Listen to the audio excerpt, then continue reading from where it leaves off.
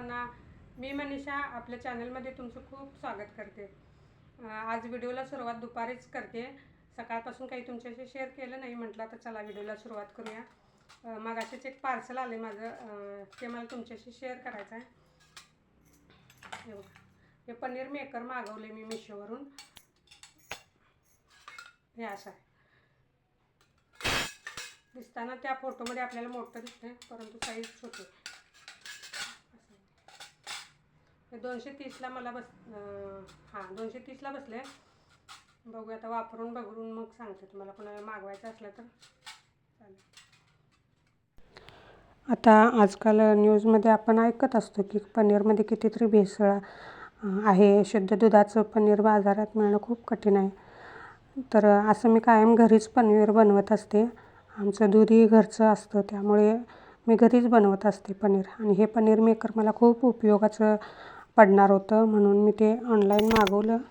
नंतर मला माझा एक ब्लाऊजही कट करायचा होता। माझे स्वतःचे ब्लाऊज असे मी घरीच शिवत असते।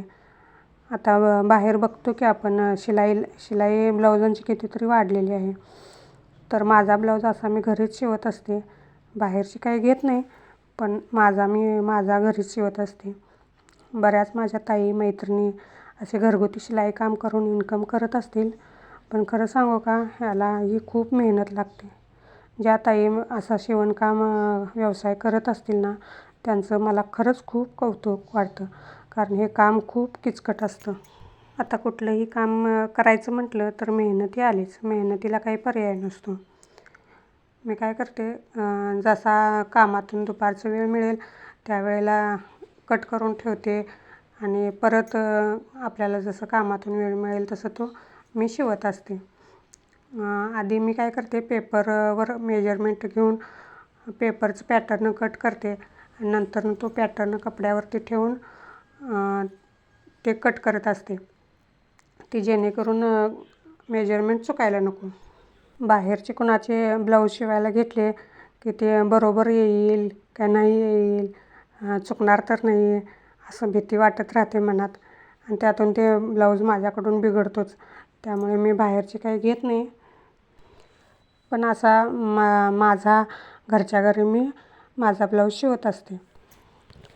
ज्या कोणी ताई शिवणकाम करत असतील आणि हा व्हिडिओ बघत असतील तर त्यांनी मला कमेंटमध्ये खरंच नक्की सांगा की किती मेहनत लागते या कामासाठी। घरातली सगळी कामे सांभाळून हे सगळं करायचं म्हटलं की खूप कामाची ओढाताण होते। चला, तुमच्याशी बोलत बोलत हा ब्लाऊजही कट करून झाला। ही वेळ होती संध्याकाळी 5ची। खरं तर सकाळी सगळी साफसफाई होते, पण संध्याकाळी 5च्या वेळेला मी एक झाडू मारून घेत असते घरातून। आणि ही संध्याकाळची माझी देवपूजा। संध्याकाळच्या वेळेला घरात अशी दिवाबत्ती करून कापूर जाळला की घरातील निगेटिव्हिटी बाहेर जात असते आणि घरातील वातावरणही प्रसन्न होतं। नमस्कार सगळ्यांना शुभ संध्याकाळ। संध्याकाळचे 7 वाजलेत।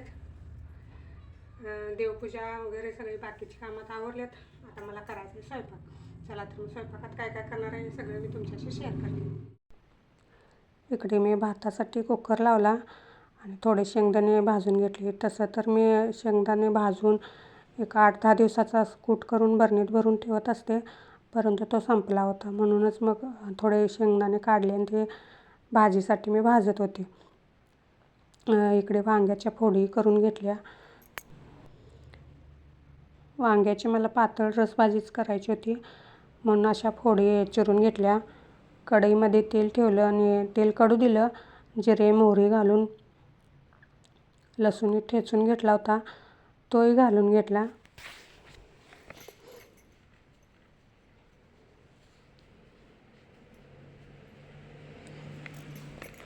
थोडी हळदपुडी घालून घेतली, लाल तिखट ते घालून घेतलं। रोजच्या भाज्यात मी वरून मसाला जास्त वापरत नाही, कारण हे लाल तिखट बनवत असताना त्यात भरपूर मसाले वापरलेले असतात, त्यामुळे मी वरून काही जास्त मसाला घालत नाही रोजच्या भाज्यांना। आणि तसंही जास्त मसालेदार रोज खाल्लेलं आपल्या शरीरालाही चांगलं नसतं। वांगी थोडी तेलातच परतू दिली आणि नंतर मग गरम केलेलं पाणी त्यात घातलं. भाजी थोडी पातळ बनवायची होती म्हणून मग पाणी जरा जास्तच घातलं.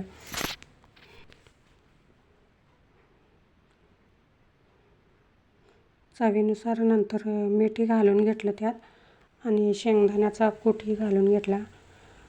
तुम्हाला माझ्या भाज्यात शेंगदाण्याचा वापर जर जास्त दिसेल तर हो, तसे शेंगदाण्याचा वापर आमच्यात जास्त असतोच आणि तसंच आम्हाला आवडतं. इकडे मला शेवयाची थोडी खीरही बनवायची होती म्हणून मग पातेल्यात तूप घेतलं आणि त्यावर शेवया अशा भाजून घेतल्या. अशा खरपूस भाजून घेतल्या ना शेवया की असं त्याचा काय म्हणतो आहे आपण, असं गट्टा होत नाही, सळसळीत होतात. थोडे ड्रायफ्रूटही भाजून घेतले त्या तुपावर. असे भाजलेले ड्रायफ्रूट घातले ना तर छान होते, दाताखाली लागतात ते. एका हातात कॅमेरा धरून मला ते करता येईना म्हणून मग मी कॅमेरा बाजूला ठेवला आणि मग तुम्हाला धावते. ही कस्टर्ड पावडर 1 चमचा भरून घेतला आणि नंतर मी थोडीशी घेतली. हे वांगं मी शिजले का नाही चेक करत होते. वांगी फ्रीजला ठेवली ना असे दाडरल्यासारखे होतात, ते शिजतच नाहीत लवकर.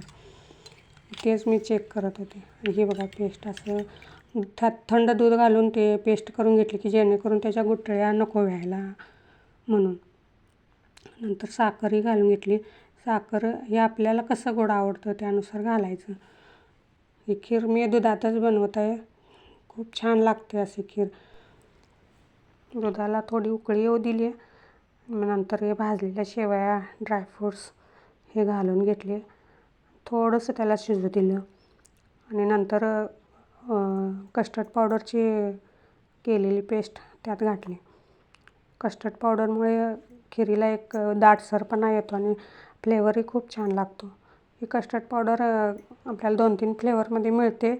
मी व्हॅनिला फ्लेवरची आणत असते. याचा स्वाद खूप छान लागतो. खीर आता जरी पातळ वाटत असली तर ती नंतर खूप छान अशी दाटसर झाली होती. खूप छान झाली होती चवीला. संध्याकाळचं हे असं काहीसं आमचं जेवण झालं होतं. काकडी मिस्टरांनी आणली होती शेतातून, ती चिरून घेतली आणि संध्याकाळी 8-8:30पर्यंत आमची सगळ्यांची जेवणं होतात. अशी काहीशी संध्याकाळची आमच्या जेवणाची थाळी सजली होती. सगळ्यांनी आम्ही बसून जेवण केलं.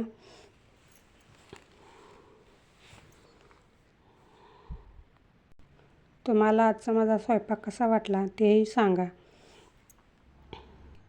चला, आजचा व्हिडिओ इथेच थांबवते. आजचा व्हिडिओ कसा वाटला ते कमेंटमध्ये नक्की सांगा.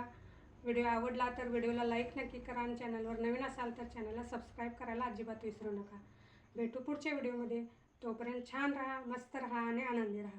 स्वामींचा आशीर्वाद कायम तुमच्यासोबत राहू दे. बाय.